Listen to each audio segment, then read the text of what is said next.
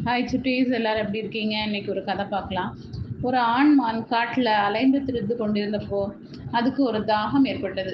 தண்ணீரை தேடி ஒரு குளத்தின் அருகே வந்துச்சு. தாகம் தண்ணீரை வயிறு முட்ட நீரை பருகியது.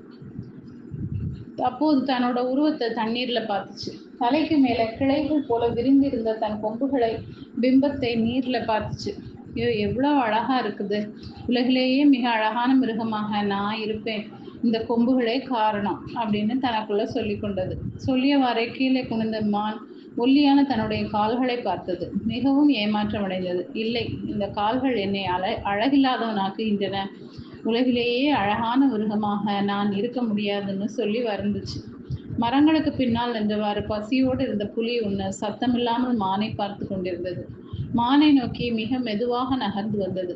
உயரமாக வளர்ந்திருந்த புற்கள் சரசரத்தன.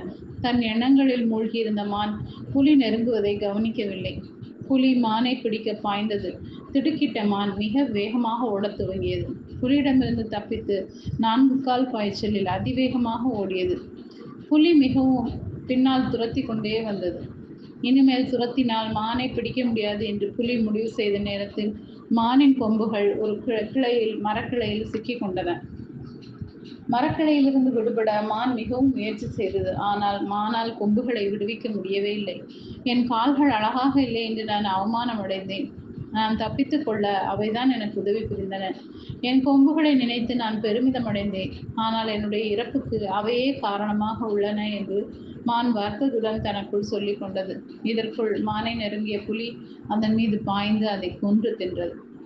ஓகே சுட்டீஸ், இந்த கதை பிடிச்சிருந்தா லைக் பண்ணுங்க, சப்ஸ்கிரைப் பண்ணுங்க, ஃப்ரெண்ட்ஸ் அண்ட் ஃபேமிலிக்கு ஷேர் பண்ணுங்க. கூடவே இந்த பெல் ஐக்கானை கிளிக் பண்ண மறக்காதீங்க. பாய்.